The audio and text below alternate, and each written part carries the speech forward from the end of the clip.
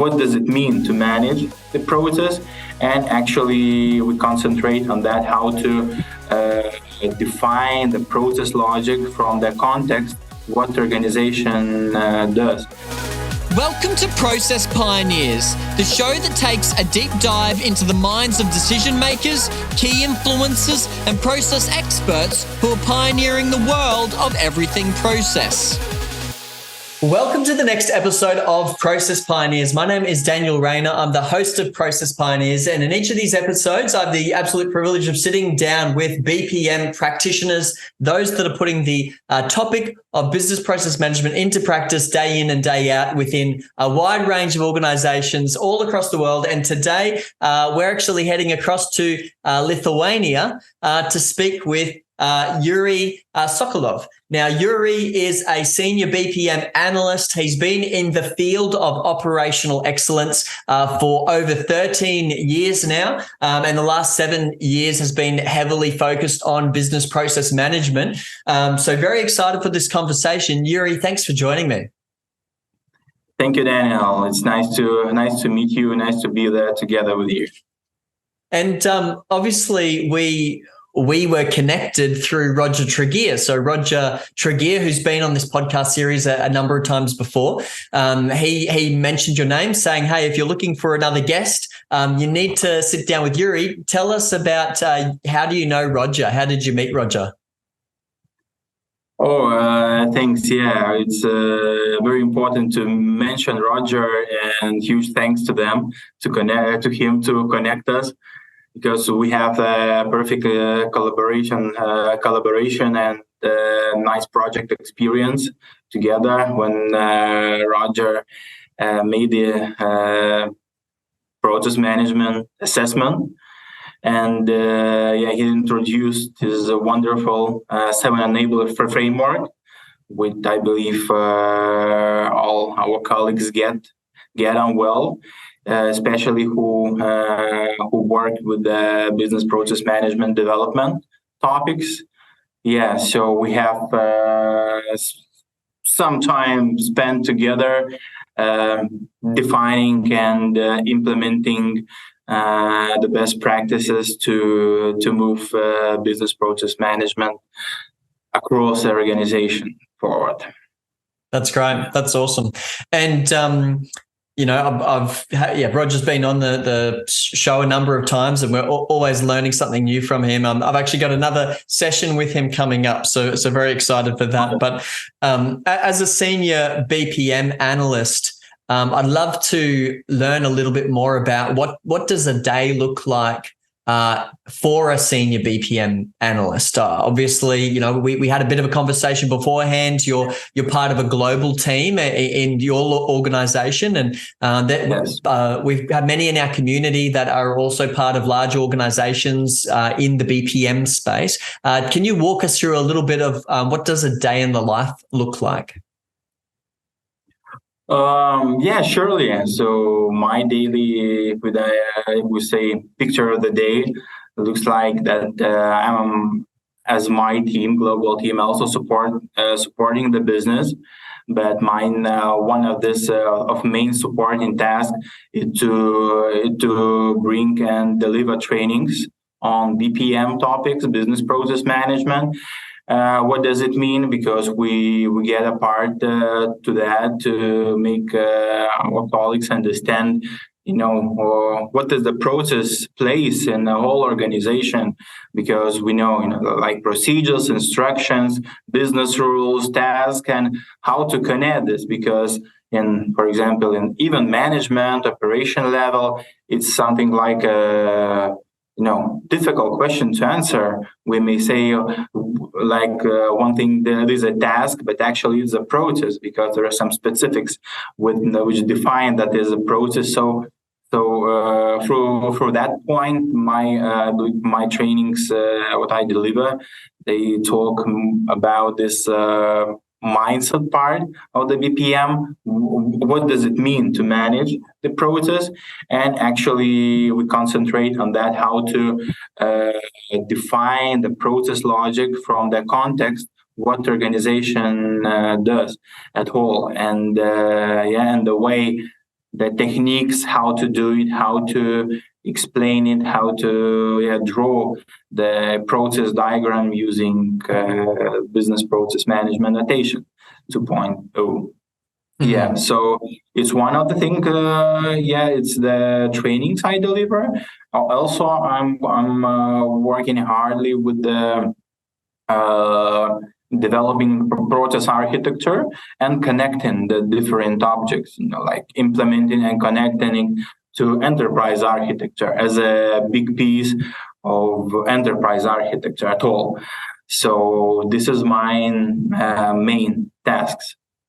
Yes. Yeah. Okay. Great. And with training, when it comes to the training, is it mainly focusing on training those that are responsible for capturing processes, or are you training people? Are you training frontline operational employees how to understand those processes? Are you training senior leaders on how to derive insights from processes to make better decisions? Like which kind of user group would you say you're mainly focused on? Okay, so maybe the focus groups is the best approach how we can get to, because this training we provide now. We're preparing some series also for the operational staff, for the process owners as well. But now my trainings focused mostly on the decision makers, process analysts, the project managers, or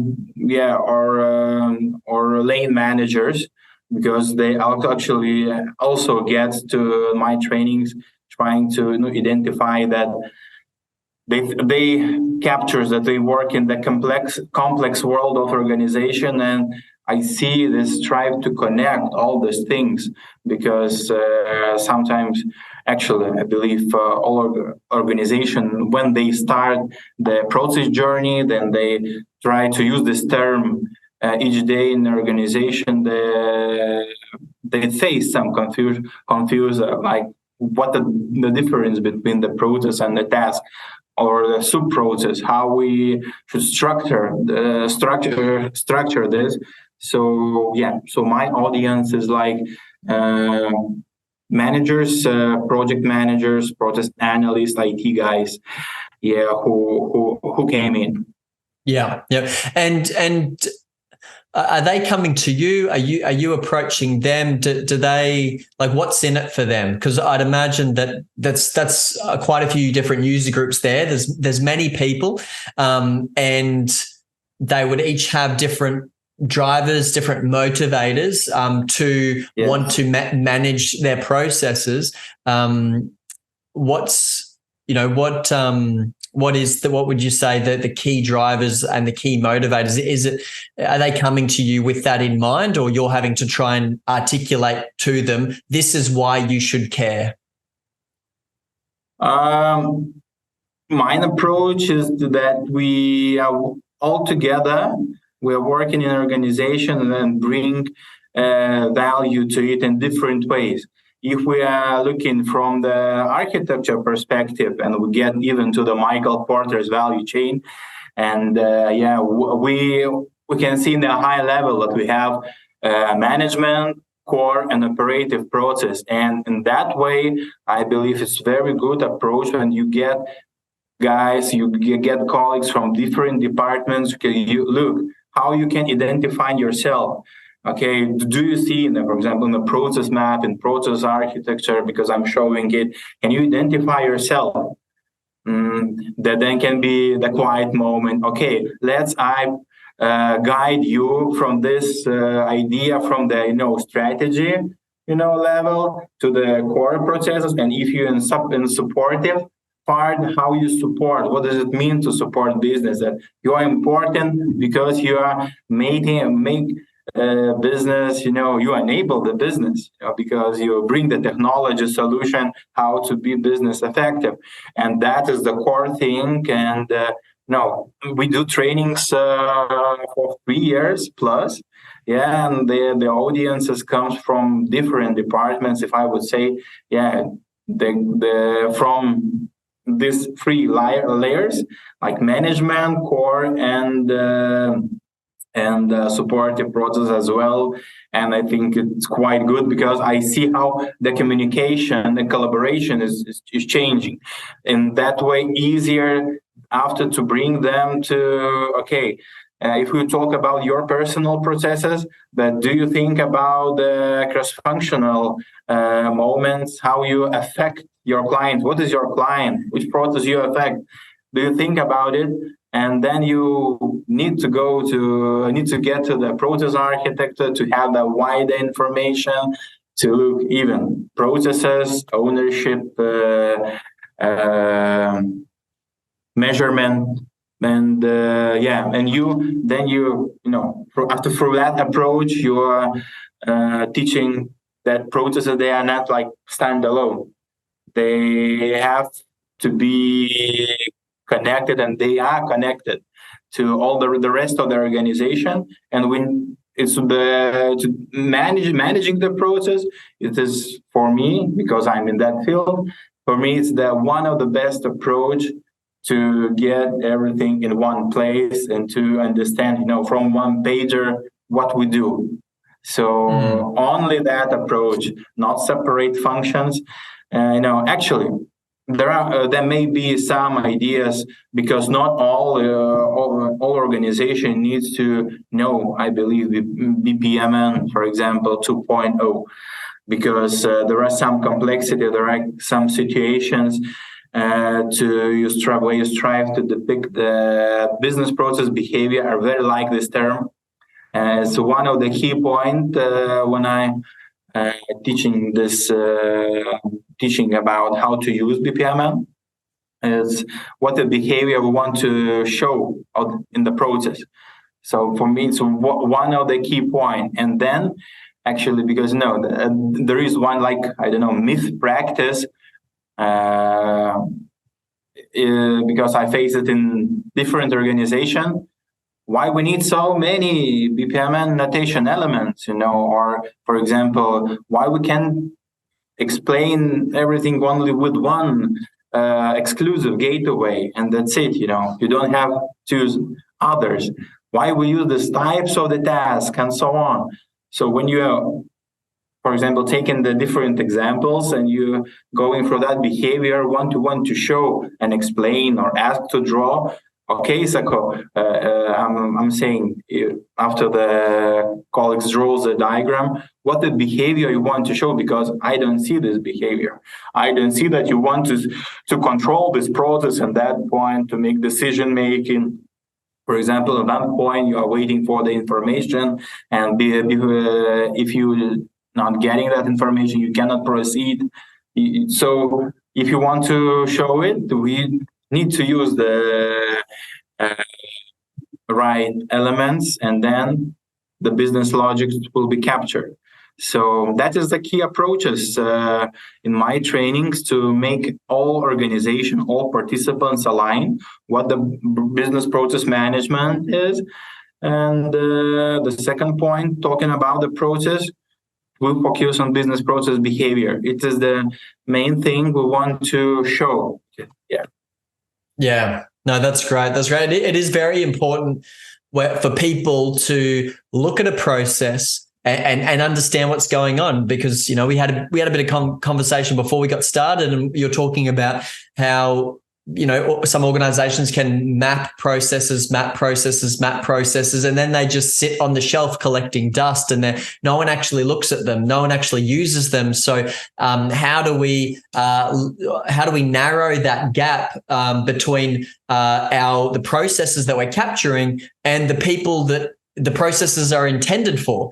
We want these people to engage in the processes. We want them to collaborate on the processes. We want them to provide their feedback, their suggestions, their ideas. Because if you're in an organization of 25,000 people, you simply can't be in all places at one time. Let's leverage the people in their positions, in their roles, that they're probably identifying areas for opportunity, areas for improvement. So have you found it to be maybe challenging to capture these processes and get them into the hands of the people that need them, what sort of challenges have you faced with that process? Have you got any ideas or suggestions on how to make that process as seamless as possible, so that the work that we are capturing as process practitioners is actually being used at the end of the day?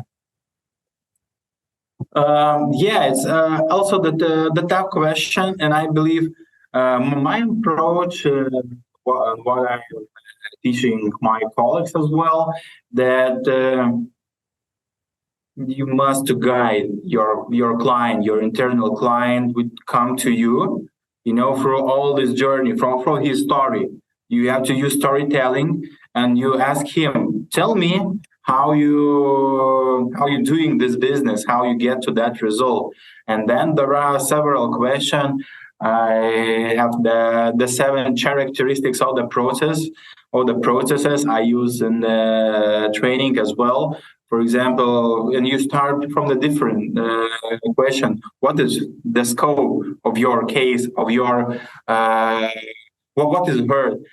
Tell me, and define, or it is the leg, or it is the arm, or it is the head. To me, okay, and then you define, or it is just a task, and you say you don't have to worry. You have to get to work instruction and look how you should do this task.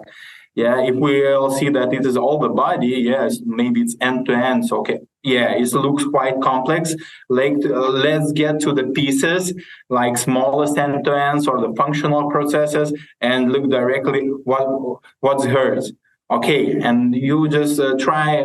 Very important thing, I believe, to speak with business in their language. Do not use this complex terms. Okay, that you use here exclusive gateway in your decision making. I believe then in that moment the meeting can stop and you can just go a different place. Yeah, but just to talk business language, to identify even in Excel, to use the whiteboard, to put the boxes of high level steps. Okay, then you have when you capture the scope, when you ask the purpose of this process, because it's one of the, it looks simple, but sometimes people, it's getting hard to explain why they do, why they execute, why it's important. And then they get to that point, okay, it's really important. Then you go, okay, if it's important, where it's important, what is the task are critical, where the decision is important to do, maybe you actually, the question, how you interact with other, maybe you need some information from other colleagues, you cannot proceed, the quality of information, data quality, you have the, checklist, but I actually have it already in my mind, but you go like the conversation, you look into the eyes, it's very important, and you lead. And after this half an hour, you just look at the whiteboard, we have a process. Yeah, so with a clear behavior, and then, it's simply getting that you get into the connection with your client, internal client, and you get this understanding, you just guide him through what he do. He explain, that's really process, but explain if it's like the smallest one, or it's like sub-process, or is the complex, or even end-to-end, or even a task. So it's, so that is the way how to get there.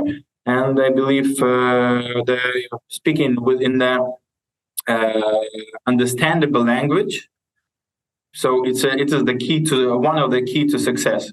Actually, I think we need to have some checklists. 3 main questions to ask. Yeah, for example, as we mentioned, like scope, purpose.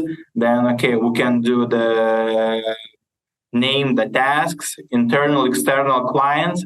Okay, you have the, like a frame already to put everything inside. Then you get to the sequence or whatever you want. So that's the way I use, and it works.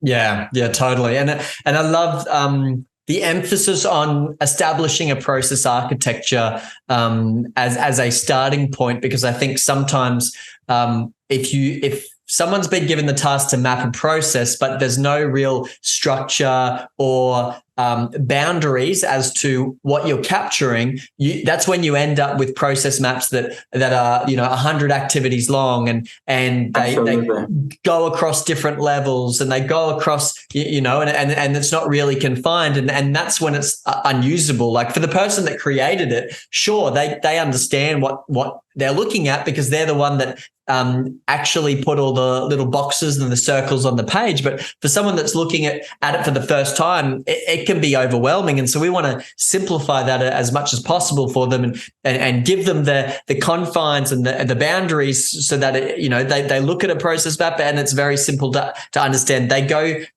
maybe upstream, downstream. They look at the next process map or the next process model, and it's very easy for them to understand and digest and consume. And I also love what you're saying about language and how important language is. You mentioned that you'd seen a couple of the podcast episodes and you really liked Alex Sharp's episode, and I think that's something that he's really strong on, is the language that we use, and who's standing in front of us, and what role are they, and where are they coming from, what terminology are they familiar with, because if we're using terminology that is foreign to them, then it's going to be, we're not going to have get the outcome that we're looking for. Yeah, and it's different relation. I believe if you are, like when vendor who came to the organization, and he, for example, it's a requirement from the organization, map my process. So, okay, I can go like a vendor. I have a task, like to map all the process. I just map without getting some explanation, get in detail. Here you are, please. Okay, what's happening then? If all these units, they take all these processes, get to some big names of solutions and say, here, we have some processes, but that might be just functional processes with no collaboration, nothing around that. So building this knowledge internally, as you mentioned, architectural view, to understanding that, to remind, you have to check. There are some things we need always to check, like before getting to the long journey, I don't know, from Lithuania to Spain by car. Yeah, there are things you need to check.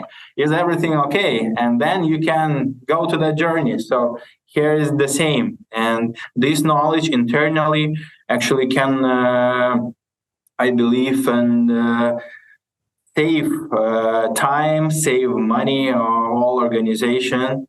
Yeah, so even then they get this knowledge from the external partner, they will know what to ask, how to describe the scope that what they want to get from this service they order, for example. Yeah, so architectural understanding, I believe, is very important.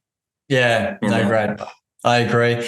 And one last question I'd be interested to understand is, do you have a real life example or a real life case of a process that has, you're mentioning there, saving time, saving costs, improving the efficiency of a process. Do you have a real life example that you can kind of walk us through very briefly? There was this process, we identified these bottlenecks, these are the changes that we made, and this was the final outcome.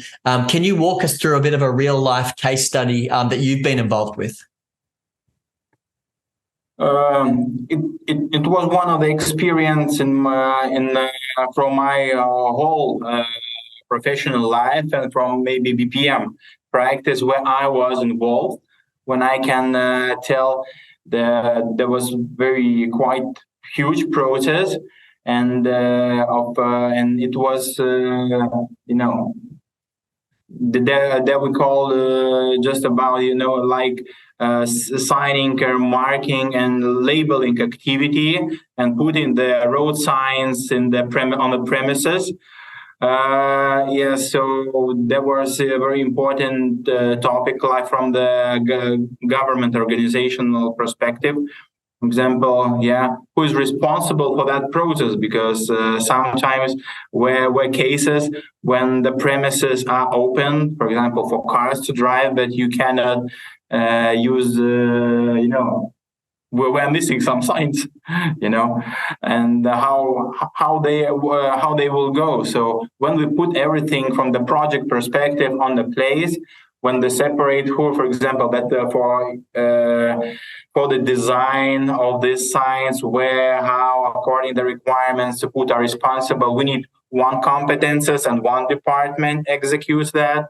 The premises which are being, maintained. There are maintenance department included. The project team makes everything that they sign. They are in place, and the subcontractor comes and put it. So, firstly, before it was like one role who's responsible for everything, and the guy says it's your responsibility. You have to put it.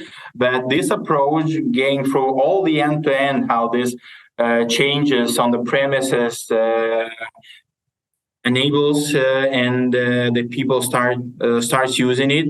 We will put all this functional matrix, roles matrix in one place, we saw that we are like working in cross-functional way, that each of us is very important and must do this tasks and activities in the right way to make everything, prepared in time, on time, do not miss the signs, and don't have complaints on that case.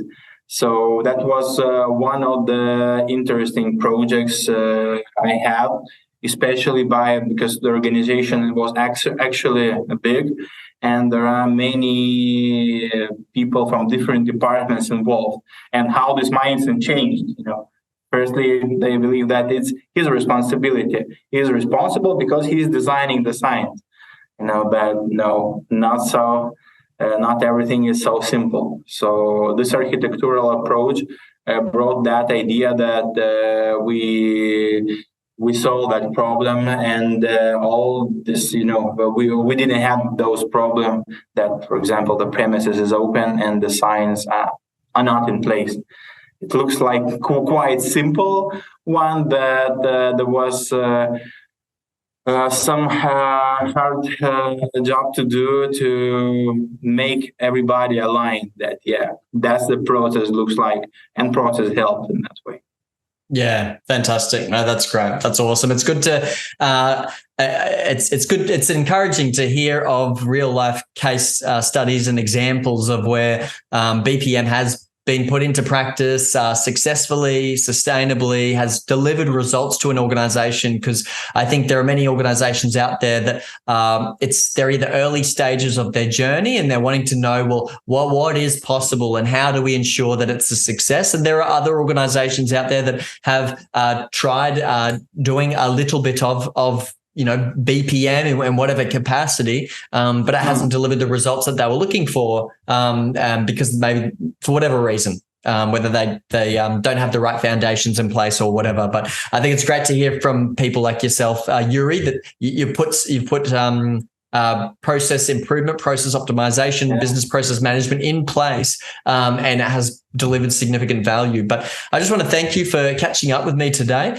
Obviously, we've only been able to scrape the surface on a number of different topics when it comes to BPM. But I mean, like all of our episodes, they're very insightful, and it's very, very interesting. And I'm sure the process community has learnt a lot from our conversation. If you are listening to this, and maybe you've been listening to this podcast for a while, we're over 160 episodes now.